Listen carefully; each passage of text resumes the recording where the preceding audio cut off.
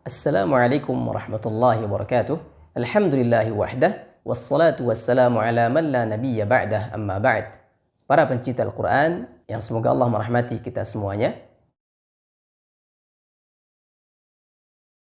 Huruf kaf keluar dari bagian pangkal lidah, aqsal lisan, yang terangkat dan menempel ke langit-langit mulut yang lunak dan keras. Perlu diketahui, langit-langit mulut kita ada yang lunak karena berdaging dan ada yang keras karena bertulang. Nah, pada proses pengucapan huruf kaf, pangkal lidah terangkat dan menempel di pertemuan atau di pertengahan antara langit-langit lunak dan langit-langit keras. Nah, huruf kaf ini makhrajnya berbeda dengan huruf qaf walaupun sama-sama keluar dari bagian pangkal lidah. Karena dari bagian pangkal lidah sendiri terdapat dua makhraj. Berkata Al-Imam Ibnul Jazari rahimahullahu ta'ala pada matan Al-Muqaddimah Al-Jazariyah, thummal kafu asfalu. Kemudian huruf kaf keluar dari bawah makhraj huruf qaf. Dari bawah maksudnya adalah lebih depan atau lebih dekat dengan dua bibir jika diurutkan dari tenggorokan. Jadi makhraj huruf kaf berada di bawah makhraj huruf qaf. Sifat-sifat dari huruf kaf yang pertama adalah hams. Hams adalah mengalirnya nafas atau udara pada pengucapan huruf. Kenapa huruf kaf disifati dengan hams? Karena pada proses pengucapan huruf kaf, nafas atau udara mengalir dan tidak tertahan. Ek, ka, ki, ku. Ada angin, ada udara yang mengalir. Nah, kemudian jika timbul pertanyaan, mengapa saat kita mengucapkan huruf kaf, nafas atau udaranya sedikit saja mengalir? Atau seolah-olah ada yang tertahan. Misalnya kita baca kaf sukun, ek, tertahan dulu baru mengalir. Ek. Kenapa seperti itu? Maka jawabannya adalah sifat dari huruf kaf yang kedua, yakni sifat syiddah. Syiddah adalah tertahannya suara pada pengucapan huruf yang diakibatkan oleh tertutupnya makhraj. Nah, mengapa huruf kaf disifati dengan syiddah? Karena pada proses pengucapan huruf kaf, pangkal lidah menempel. Maka dengan itu tidak ada aliran suara, terhalang oleh lidah yang menempel. Ek. Kemudian timbul pertanyaan lagi, mengapa suaranya yang ditahan dulu baru kemudian dialirkan nafasnya?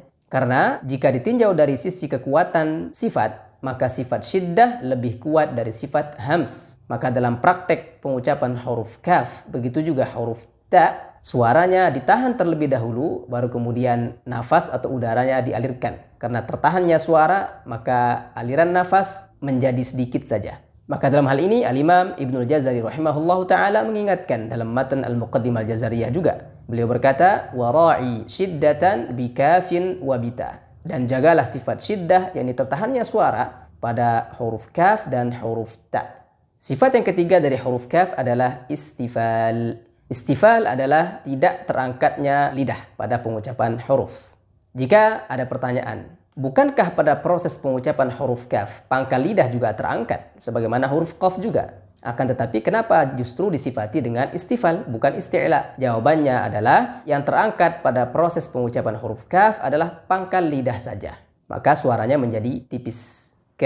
Sifat dari huruf kaf yang keempat adalah infitah. Infitah adalah terbukanya ruang antara permukaan lidah dengan langit-langit mulut atas. Mengapa huruf kaf disifati dengan infitah? Karena pada proses pengucapannya, ruang antara permukaan lidah dengan langit-langit mulut terbuka, tidaklah tertutup. Walaupun dari sisi lain, pangkal lidahnya terangkat. Maka suaranya lepas, suaranya keluar dan tidak menggema. Sifat yang kelima dari huruf kaf adalah ismat. Ismat ditinjau dari dua hal. Yang pertama, jauh posisi makhrajnya dari dua bibir. Yang kedua, susah diucapkan. Akan tetapi sifat ismat dan lawannya idlaq tidak ada kaitannya dengan suara. Akan tetapi lebih berkaitan dengan ilmu sharaf atau tata bahasa Arab.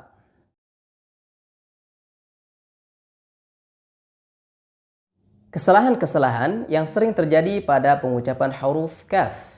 Yang pertama adalah membacanya seperti huruf qaf. Walaupun kaf dengan qaf sama-sama keluar dari pangkal lidah, akan tetapi keduanya keluar dari makhraj yang berbeda. Kemudian juga sifat-sifatnya ada yang berbeda, walaupun ada kesamaan. Maka hati-hati jangan sampai kaf menyerupai qaf. Khususnya ketika dua huruf ini bertemu dalam satu kata atau dua kata yang berdekatan. Contohnya pada firman Allah Subhanahu wa taala, "Wa tarakuka qa." Ko, ada kaf ketemu qaf. Seringkali dua-duanya terbaca dengan suara yang sama atau mirip. Maka harus dibedakan antara ka dengan ko. Kaf tipis, qaf tebal. Kaf ada anginnya, ada udaranya, qaf tidak ada. Wa tarakuka qa'ima. Kesalahan yang kedua yakni berlebihan dalam mengalirkan nafas pada pengucapan huruf kaf, khususnya ketika berharokat. Seperti yang sudah dibahas pada sifatul huruf barusan, bahwa huruf kaf walaupun dari satu sisi bersifat hams di mana nafasnya dialirkan, akan tetapi sisi lain dia bersifat syiddah di mana suaranya tertahan, dan justru inilah sifat yang akan mendominasi. Maka akibatnya aliran nafas atau udaranya menjadi sedikit.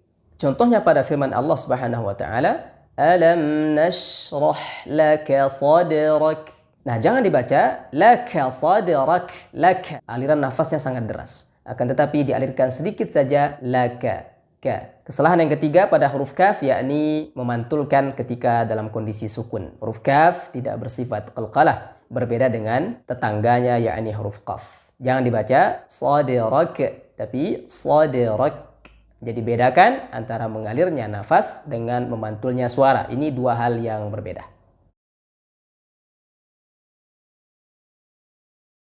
Ek, ik, uk, aku, aki, aka, ika, uku, iki, kek, kik, kuk, kaku, kaki, kaka, kika, kuku, kiki. Kalla idza dukkatil ardu dakkan dakka. Wa tawakkal 'ala Allah. Wa kafa billahi wakila. Aw yadhakkaru fatanfa'ahu dzikra. Para pecinta Al-Quran yang semoga Allah merahmati kita semuanya, demikian tatbiq huruf kaf. Semoga bermanfaat, semoga Allah mudahkan kita dalam berlatih. Barakallahu fikum, wallahu ta'ala a'lam bis-shawab. Wassalamu alaikum warahmatullahi wabarakatuh.